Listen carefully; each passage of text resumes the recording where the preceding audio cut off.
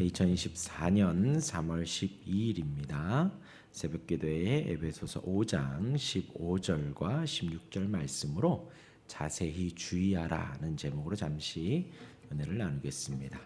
지난 금요일 깨어서 일어나라 말씀을 드렸습니다. 우리가 깨어있지 않으면, 지금의 자리에서 일어나지 않으면 안 됩니다. 우리는 언제나 하나님을 생각하며 감사해야 하는데, 그보다도 감사하기보다도 하나님을 생각하기보다도 누추함, 야비하고 더럽고 수치스러운 말, 또 어리석은 말, 희롱하는 말이 우리 입술에 더 많다는 것이지요.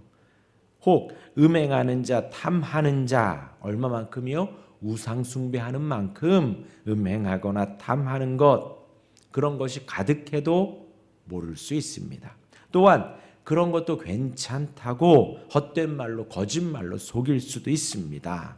그러함 가운데 깨어있으라, 또 일어나라 말씀하셨죠. 또 내 안에 빛의 열매가 얼마나 있는지요, 착함과 의로움과 진실함이 있는지요, 깨어서 살펴봐야 합니다. 못됨과 불의와 거짓말 가득하지는 않은지 매 순간마다 묵상해 봐야 하고, 또 내가 살아가는 하루하루 언행심사 가운데에 주를 기쁘시게 하려고 하는지, 혹은 나를 기쁘게 하는지, 혹은 세상을 기쁘게 하는지 한번 묵상해 보아야 합니다. 일어나라 말씀을 드렸고, 깨어나라 말씀을 드렸습니다.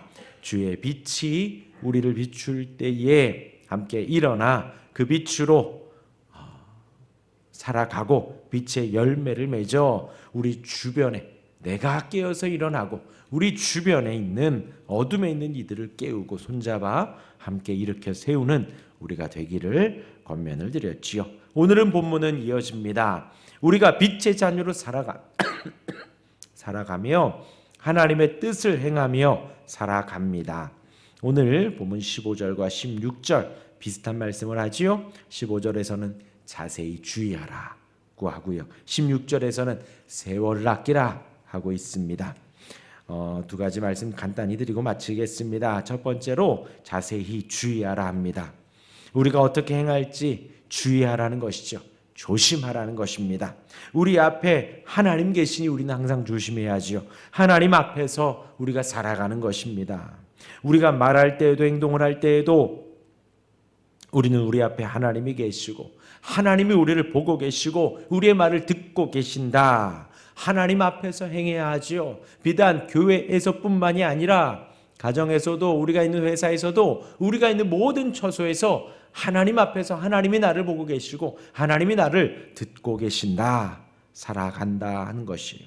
오늘 이 15절을 이제 주석하며 칼빈 주석에서 이렇게 나와 있습니다. 성도들은 마치 극장에서 관중들로 둘러싸인 가운데 행동하는 것처럼 떳떳하게 살아야 한다. 성도들은 마치 극장에서 관중들로 둘러싸인 가운데 행동하는 것처럼 그렇게 떳떳하게 살아라는 것이지요. 우리가 예배당에서 특송을 합니다. 혹은 대표 기도를 하고요, 여러 가지 발표를 하지요. 저 같은 경우 설교를 합니다. 그 가운데 사용하는 언어와 제스처와 우리의 미소, 그 모습을 하게 되어지지요. 그 모습 그대로 우리가 세상에서 살아가라는 것입니다. 마치 우리가 무대의 주인공이고, 마치 관중들이 우리의 손짓과 몸짓, 우리의 독백까지도 듣는 것처럼 우리가 삶에서 살아가라는 것이지요. 그것이 하나님 앞에서 살아가는 우리의 모습입니다. 가식이나 가증을 하라는 것이 아니라 그러하듯 살아가라는 거죠. 그렇죠? 주의할 것은 그것죠. 무대 위와 무대 아래가 다르면 안 된다는 것이죠.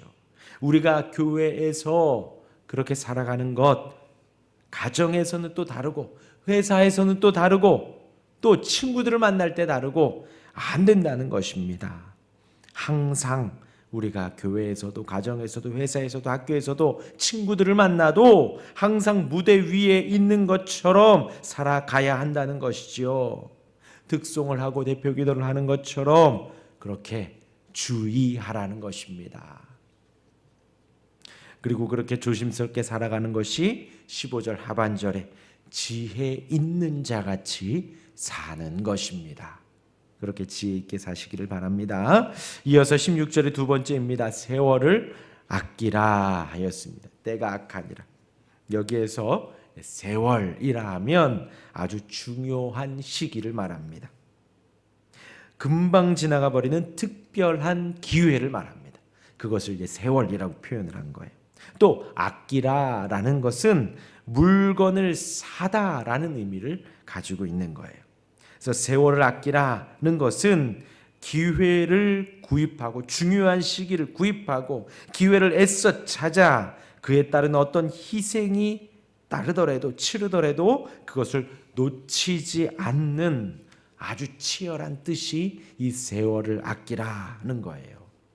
곧 성도는 자기에게 주어진 조그마한 틈이라도 그냥 지나쳐서는 안 된다는 것이죠. 그 주어진 생을 다하기까지 그 모든 순간순간에 하나님의 뜻과 하나님의 영광을 위하여서 그 틈을 활용해서 하나님을 위해 살아간다는 거예요. 그래서 이제 뭐죠? 장사하는 사람들이 종종 그러한다 그러는데요. 이제 곧 보통 홀을 얻을 때 이제 권리금이라는 것이 자리값이라는 것이 있잖아요. 아무것도 되어 있지 않아도 자리값이 몇 천만 원이 붙기도 하더라고요. 그것이 유동인구가 많은 곳을 그렇게 말을 한대요. 근데 장사를 하는 사람들은 조금 더 웃돈을 주더라도 그런 자리를 찾는다 하더라고요.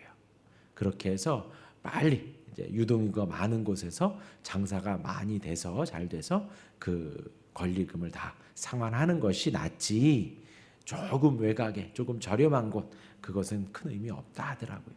근데 이제 그것을 떠나서 우리가 이 땅을 살아감에 있어서 하나님이 우리에게 성도로 살아가고 하나님의 영광을 위하여서 하나님의 뜻을 수행하며 살아가는 가운데 미루고 하지 말라는 것이죠.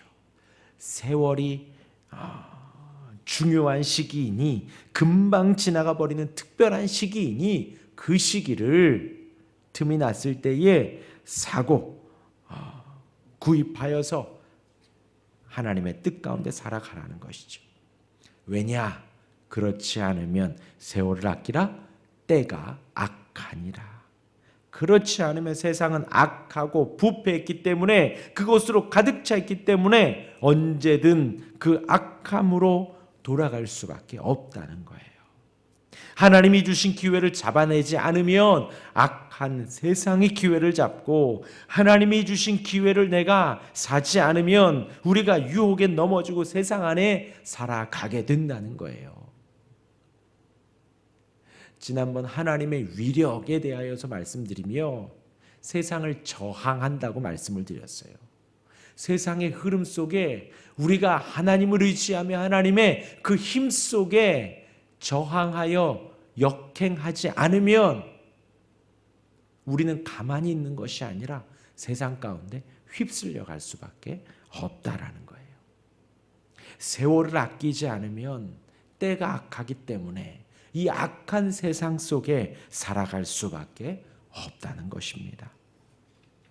정리합니다. 주님 다시 오심을 기다리며 깨어서 일어나라. 지난 금요일 말씀이지요. 하나님의 빛이 비추어 갈 때에 그 빛이 우리를 비추었을 때에 우리의 삶의 행동 어떻게 행할지를 자세히 주의하여 하나님 주신 지혜로 충만하게 살아가야 합니다. 꼭 하나님 앞에서 코람되고 하나님 앞에서 그것이 어떤 것과 같이요?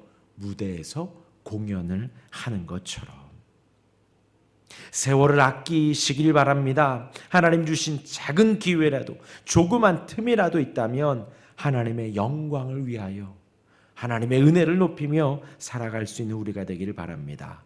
그렇지 않으면 세상의 유혹에 빠져 어둠 속에 살아가게 됩니다. 기도하겠습니다.